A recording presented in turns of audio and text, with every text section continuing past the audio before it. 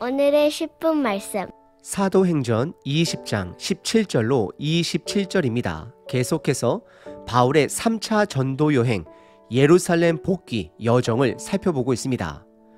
여러분들은 어떻게 생각하시나요? 바울은 우리와 다른 특별한 소명을 받은 자로 생각하시나요? 아니면 우리와 동일한 소명을 받은 자로 여기시나요? 이 질문은 바울의 삶을 알면 알수록 우리들에게 도전 또는 부담이 되는 질문입니다. 분명 바울의 회심은 하나님의 강권적인 개입이 있었습니다. 그리고 하나님께서 바울이라는 자를 통해 복음이 전파되는 과정을 사도행전이라는 말씀으로 우리에게 주신 것에는 반드시 목적이 있습니다. 그것은 바울의 삶을 본받으라는 것입니다. 하지만 그렇다라고 해서 오해해서는 안 됩니다.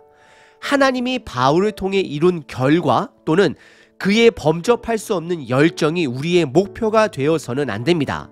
다만 바울의 고백을 통해 우리들의 삶을 점검하며 복음이 내 인생 계획의 기준이 되어야 한다는 것입니다. 여러분들 삶의 방향을 결정하는 기준은 무엇인가요? 바울의 결정은 삶에 더 나은 질이나 안정이 아닙니다. 복음을 위해서는 어떤 것도 심지어 본인의 생명까지 오늘 본문에서 버릴 수 있다 고백합니다. 오늘 본문의 바울의 고백을 통해 우리 모두 함께 도전받는 하루 되시길 바랍니다. 여러분들의 인생 계획을 좌지우지하는 그 기준은 무엇인가요? 오늘 본문은 바울이 마게도냐 지역에서 배를 타고 소아시아 지역 드로아 도시에 도착해서 드로아에서 밀레도라는 항구 도시에 도착하게 됩니다.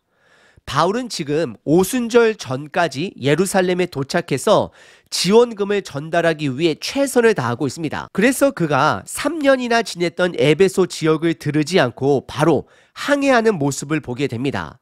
하지만 바울이 지금 잠시 정박한 밀레도 항구 도시는 그나마 에베소 지역과 가까운 항구 도시입니다. 그래서 바울은 그곳에서 며칠의 여유가 생기자 사람을 급하게 보내어 에베소에 있는 장로들을 그곳으로 오게 합니다. 그리고 그들을 만나 눈물겨운 감동적인 재회 시간을 갖게 됩니다. 오늘 본문은 그 만남의 첫 장면입니다. 바울은 그들에게 세 가지를 고백을 하게 되는데 시간 순서로 고백을 합니다. 첫 번째는 그들과 함께 했던 과거를 회상합니다.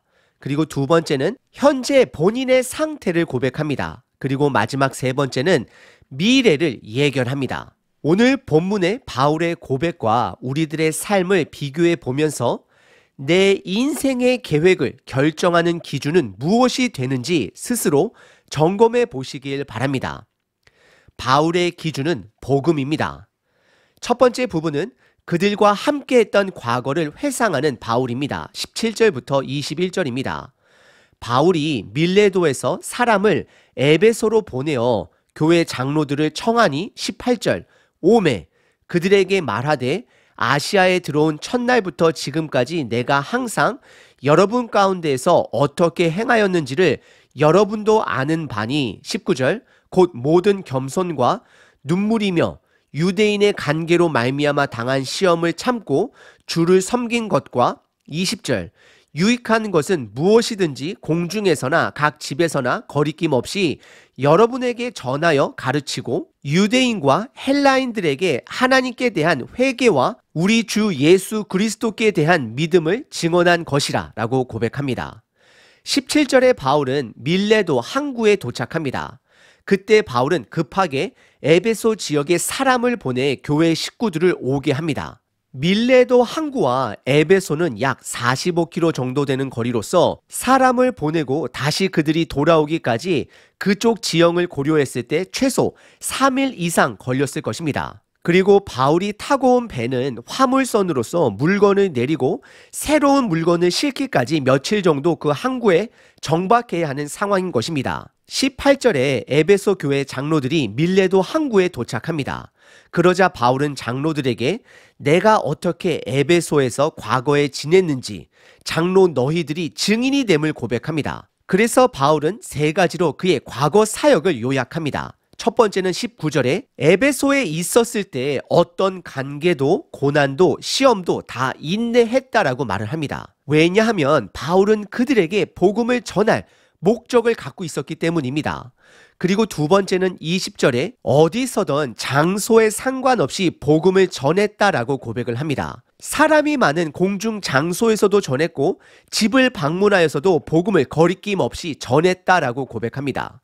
그리고 세 번째는 21절에 편애하지 않았다라고 말합니다. 복음을 전하고 교제하는데 유대인이든 헬라인이든 편애하지 않고 복음을 전했다라고 고백을 합니다. 바울은 지금 본인 사역의 증인은 에베소 교회 교인들이 됨을 고백하고 있습니다. 저와 여러분들의 삶을 증언할 증인들은 누가 있으신가요? 바울은 지금 본인의 업적을 기억해 달라라고 호소하는 것이 아닙니다. 그들이 바울을 통해 들은 복음이 계속해서 에베소 지역에 흘러 넘치기를 바라는 마음입니다. 오늘 본문의 첫 번째 부분은 바울이 에베소 사역을 장로들과 함께 회고합니다. 크게는 세 가지였습니다. 첫 번째, 인내하였고, 두 번째, 복음을 전하였고, 세 번째, 편애하지 않았습니다. 두 번째 부분은 본인의 현재 상황을 고백합니다. 복음에 매여 있다라고 고백을 합니다. 22절부터 24절입니다. 보라, 이제 나는 성령에 매여 예루살렘으로 가는데 거기서 무슨 일을 당할지 알지 못하노라. 23절, 오직 성령이 각 성에서 내게 증언하여 결박과 환난이 나를 기다린다 하시나. 24절, 내가 달려갈 길과 주 예수께 받은 사명 곧 하나님의 은혜의 복음을 증언하는 일을 마치려 하면은 나의 생명조차 조금도 귀한 것으로 여기지 아니하노라 라고 고백합니다. 22절에 바울은 현재 성령에 매여서 예루살렘을 향해 가는데 그곳에서 어떤 일이 있을지 본인은 알 수 없다라고 고백을 합니다.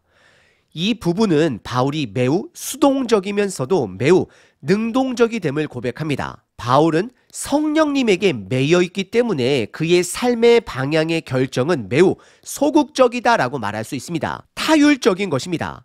하지만 동시에 성령에 매여 있기 때문에 현재 안에서는 매우 적극적이고 자발적이 됨을 고백하고 있는 것입니다. 지금 현재 바울의 상황이 그렇습니다. 바울은 성령님의 인도로 예루살렘을 향해 가고 있습니다. 하지만 잠시 밀레도 항구에 정박했을 때 최선을 다해 에베소 교회 장로들을 불러 다시 한번 복음으로 그들을 세우고 있습니다. 바울은 매우 수동적이면서도 매우 능동적인 사람이 되는 것입니다. 그리고 23절에 바울은 고난을 피하지 않는다라고 말합니다. 바울은 선교 여행을 하면서 고난을 통해 복음이 확장되어지고 퍼져 나아가는 것을 경험한 자입니다. 배운 자입니다. 그래서 23절에 본인이 예루살렘에 도착하게 되면 그를 기다리는 환난이 있을지라도 그것을 통해 일하실 하나님을 기대하고 있다라고 말하고 있는 것입니다. 24절에 보시면 본인이 하나님으로부터 받은 길, 사명, 즉 복음 증거를 마치기 위해서는 본인의 생명을 조금도 귀하게 여기지 않는다라고 고백을 합니다. 바울은 복음을 위해서라면 미래의 어떤 고난도 다 받아들일 자세가 준비되었음을 고백하고 있습니다. 그래서 그는 현재에 최선을 다할 수 있는 것입니다. 오늘 본문의 두 번째 부분은 바울이 현재 상황을 고백합니다. 복음에 매였다라고 말하고 있습니다. 세 번째 부분은 본인의 미래를 예견합니다. 25절부터 27절입니다. 보라, 내가 여러분 중에 왕래하며 하나님의 나라를 전파하였으나 이제는 여러분들이 다 내 얼굴을 다시 보지 못할 줄 아노라. 26절, 그러므로 오늘 여러분들에게 증언하거니와 모든 사람의 피에 대하여 내가 깨끗하니. 27절, 이는 내가 꺼리지 않고 하나님의 뜻을 다 여러분에게 전하였습니다 라고 고백합니다. 25절에 바울은 본인이 그동안 에베소에 3년 동안 머물며 복음을 전할 수 있었지만 앞으로는 다시는 그들의 얼굴을 볼 수 없다라고 말을 합니다. 그리고 26절과 27절에 바울 본인은 후회가 없을 정도로 최선을 다해 여러 도시에서 그리고 특별히 에베소에서 3년을 지내며 복음을 증거했다라고 고백을 합니다. 바울이 지금 말하고자 하는 것은 하나님께서 나에게 맡겨주신 그 의무, 책임을 다했다라고 고백하고 있는 것입니다. 이것은 이제 에베소 교회 또한 그들의 최선, 그들의 책임이 있음을 말하고 있는 것입니다. 오늘 본문의 세 번째 부분은 바울이 본인의 미래를 예견합니다. 다시는 그들을 만날 수 없다라고 말하고 있습니다. 오늘 본문 바울의 고백은 저와 여러분들에게 큰 도전을 주고 있습니다. 여러분들은 삶의 결정을 내릴 때 무엇이 기준이 되시나요? 바울은 고난을 피하지 않습니다. 오히려 고난을 통해 드러날 복음을 기대합니다. 말은 쉽지만 이것이 삶으로 이어지기는 정말로 어렵습니다. 그래서 그는 미래를 기약할 수 없는 상황 속에 에베소 장로들에게 도전을 주고 있는 것입니다. 현재의 최선을 다하고 있는 것입니다. 그는 에베소 장로들에게 본인의 과거의 그의 최선을 세 가지로 고백했습니다. 첫 번째, 인내했고, 두 번째, 전했고, 세 번째, 편애하지 않았습니다. 복음이 목적입니다. 복음을 전하기 위해 인내했고 편애하지 않았습니다. 혹시 여러분들 고난 속에 계신가요? 복음을 위해 인내하시길 바랍니다. 그리고 어떤 상황 속에서도 복음을 전하십시오. 그 대상을 가리지 마십시오. 바울은 지금 저와 여러분들에게 편지로 시간을 뛰어넘어 호소하고 있는 것입니다. 약 2000년에 바울이 내가 이렇게 최선을 다했다. 이제 2024년도를 살아가는 너희들도 최선을 다해야 한다라고 말하고 있는 것입니다. 오늘 바울은 우리들에게 울림을 주고 있습니다. 여러분들, 삶의 결정을 내릴 때 여러분들의 기준은 무엇인가요? 이제는 교회 지도자 탓, 저 사람 탓, 이 사람 탓이 할 때가 아닙니다. 여러분들의 최선, 여러분들의 역할을 감당할 때입니다. 결국 우리 모두 다 하나님 앞에 서게 될 것입니다.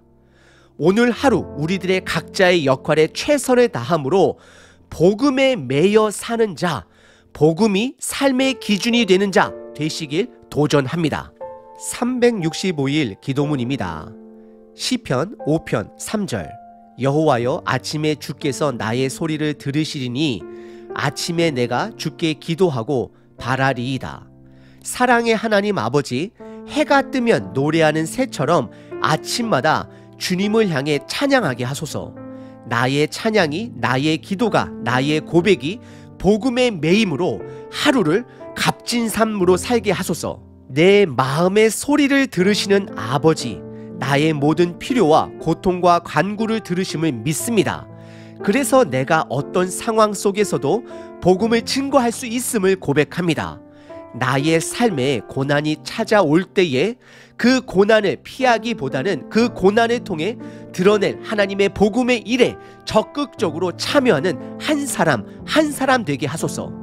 그래서 2000년 바울이 그의 역할을 감당한 것처럼 저희들 또한 그렇게 큰 역할은 아니다 할지라도 우리들의 임무를, 우리들의 책임을 다하는 하루 되게 하소서. 예수 그리스도의 이름으로 기도합니다. 아멘. 항상 기뻐하라. 쉬지 말고 기도하라. 범사에 감사하라.